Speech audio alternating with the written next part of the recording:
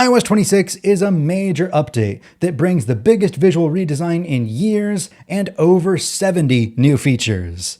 The update is released on Monday, September 15th. Here's everything you can expect. So let's start with number 0. You may have noticed that Apple skipped from version 18 to 26. That is so that all of its operating systems are unified under the same number system. Next year is going to be 2026, so the update released in the end of 2025 is called iOS 26. Same with macOS, watchOS, tvOS, and visionOS. Next up, Liquid Glass is the new glassy look used throughout the system. It features transparent floating buttons, toolbars and panels that are perfectly rounded and nested within the corners of the screen, and beautiful animated effects. While it can cause some legibility problems, and it's still a little buggy, it brings an exciting and fresh new look to Apple's own apps. Hopefully, third-party apps will be updated to use the design as well. Liquid Glass extends to the lock screen, where there are a few new customization options, like a really tall clock.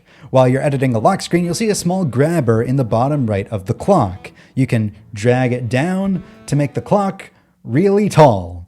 It's a pretty cool look, but it's not available on all styles. You can move your lock screen widgets to the bottom by just dragging that whole section down. This gives you room for more widgets, in addition to customization options, like the aforementioned tall clock. A new liquid glass clock uses the liquid glass effect on the time. It blends naturally with whatever wallpaper you set and adds live light refraction and reflection effects. Spatial scenes turn your photos into 3D renderings that move and change perspective when you move your phone in your hand. It's really cool. Liquid Glass is naturally on the home screen as well. There's a new clear icon style that renders your icons in Liquid Glass, refracting the wallpaper beneath it. You can choose either light or dark glass. You can also have light tinted icons to complement your wallpaper with a solid color of your choosing.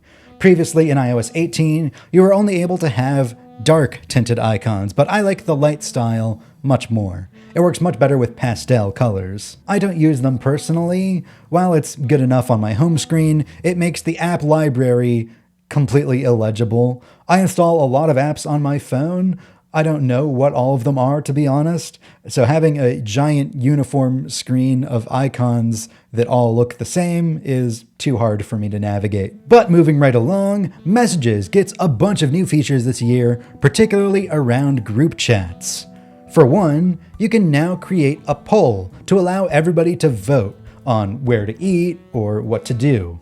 It's pretty simple. Everybody gets only one vote, and anybody can add options. You can't lock it down, unfortunately. But it's a pretty helpful feature. You can set a background image for the group, and it'll be changed for everyone, just like the group name and group photo. You can choose from one of Apple's built-in options, generate one using Image Playground for some reason, or choose from one of your own photos. You can request group payments using Apple Cash, a super convenient way to get paid back by a group. You'll see typing indicators when somebody else in the group is composing a message, if they've updated to iOS 26. Although, unfortunately, there are still no group read receipts. Messages automatically hides texts from unknown numbers. From the messages list, you can tap the filters button to see unknown texts and spam. You can also see transactions and promotions for those categories of messages. There are also filters for unread and drafts for those people who you still need to get back to. If you don't like this behavior and you want to see all of your messages, spam included, you can change this in settings. And finally, messages are automatically translated when they're sent in another language. Another major change is in the Phone app, which gets its first new design since the introduction of the original iPhone. Basically, the Favorites, Recents, and Voicemails tab have been condensed into one tab called Calls, so there's less switching around between the three. The search button is more prominent in the bottom right where you can reach it with your thumb, and from the filter button, if you don't like the new design, you can switch back to the old one. But personally, I like it. Also, from the filter button, you can hide unknown callers from the list to tidy it up a bit. Call screening is an intelligent new feature that blocks unimportant calls from unknown numbers. Basically, a robot answers the phone for you and asks for a reason for the call. If your phone determines it sounds important, then it rings you and it shows you what they said, so you can choose whether or not to pick up. Hold Assist lets you hang up the phone when you're put on hold. Your phone will listen for hold music, wait for a human to pick up, and then ring you again. Unfortunately, Hold Assist is pretty easily fooled by systems that automate messages to interrupt the music. Now let's look at some changes in some other apps on the system, starting with Safari. Safari has, by default, a minimal new design that pares it down to the essentials. You have a back button, a little address bar, where you can access the page menu for website settings, and a 3 dots menu. Just as before, you can swipe up on the address bar to get to your tab overview, or swipe left and right on the address bar to switch between tabs. Also, as before, you can switch to the old design in Settings, Apps, Safari. You can pick between the new bar, the one from iOS 18, or the one from iOS 13. FaceTime is redesigned with a new layout that puts all of the buttons at the bottom of the screen where you can reach it one-handed. Camera has simplified controls centered around the basics, photo and video. Of course, you can swipe your thumb on the picker to access all the same modes as before in a more fluid menu.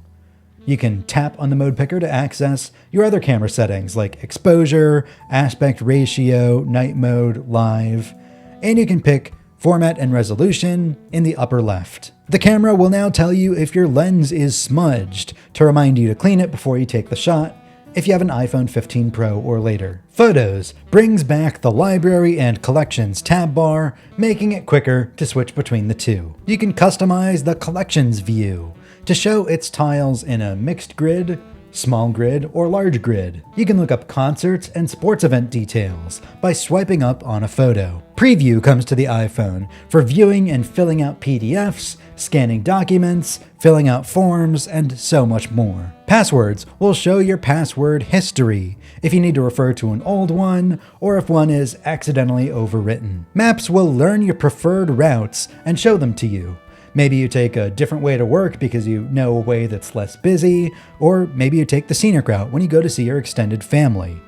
Either way, if it's a route you take often, Maps will show you in advance if there's construction or delays along the way. Maps will show you places you visited.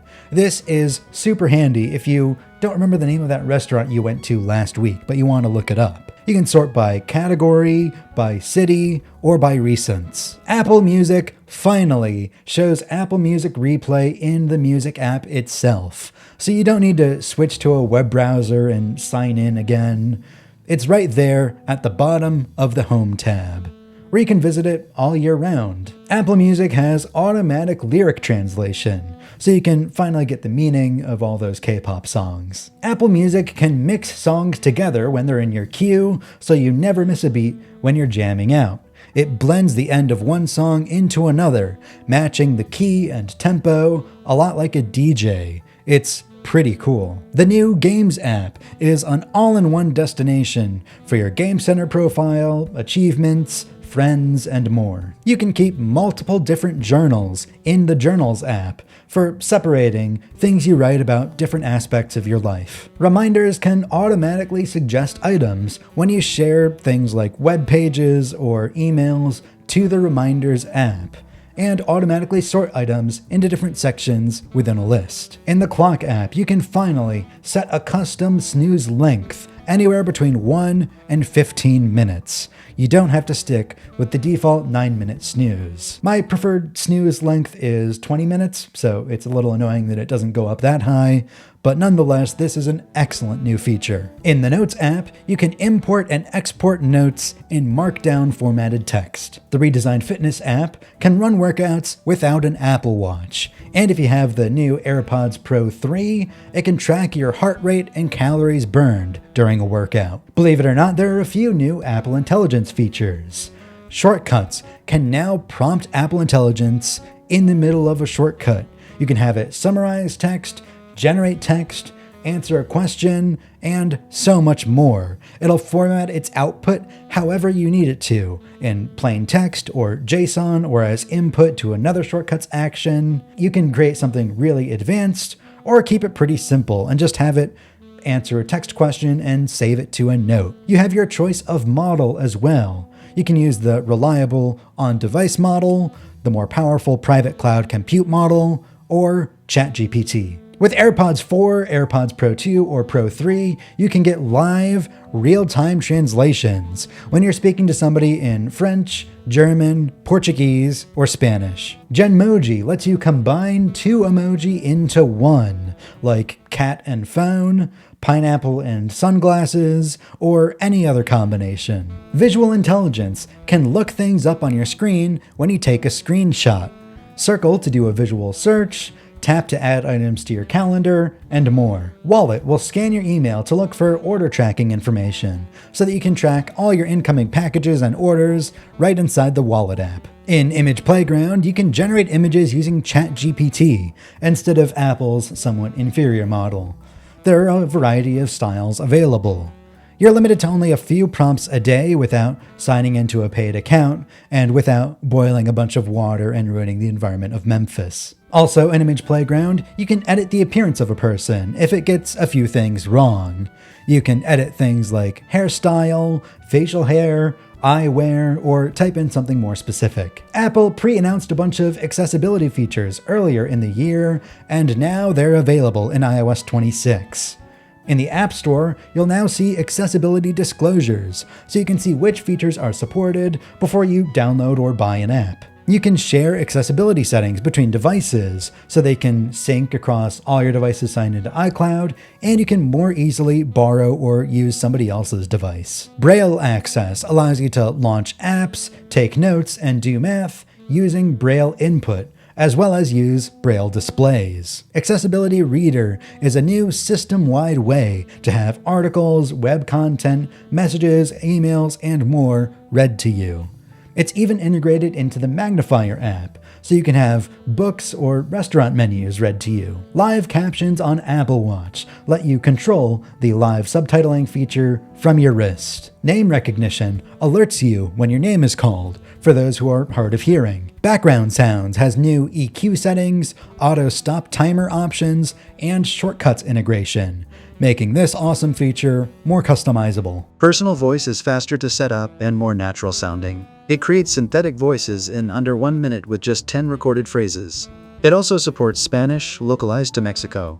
Vehicle motion cues have many more settings. You can adjust the color, size, quantity, and pattern of the on-screen dots. Eye tracking has more customization features available for switch and dwell options. Head tracking is now available on the iPhone and iPad with support for brain-computer interfaces. Assistive Access, which is a simplified interface available for those with lower cognitive needs, now gains the Apple TV app and a comprehensive API for third-party developers. Music Haptics has additional settings for reducing the haptic feedback to vocals only and for adjusting the intensity. CarPlay now supports large text and sound recognition for crying babies, sirens, and more road noises. Here's a lightning round of other miscellaneous things. When you're charging your phone, you'll see an estimated amount of time on the lock screen until your phone is fully charged. On a conference call or podcast, you can capture and record local, video, and audio recordings to your device. From Control Center, you can choose which microphone is active if you have multiple available. With the camera app open, you can press your AirPods to take a picture or start recording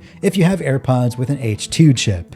So that's AirPods 4, Pro 2, or Pro 3. There's a handful of child safety features. Child accounts can now send communication requests if their texting is locked down but they'd like permission to text somebody new. Age-appropriate experiences lets a parent tell third-party apps the age range of their child so they can tailor their experiences accordingly. And a few additions to CarPlay. You can see widgets and live activities right on your dashboard. Incoming calls no longer take over the screen. They're more compact at the bottom of the screen. You can see pinned conversations and messages, and you can reply with a tap back to a message. So that is the comprehensive list of everything new in iOS 26. Remember to subscribe to this channel for more iOS coverage and news that we talk about in our weekly podcast. I am Griffin Jones with Cult of Mac.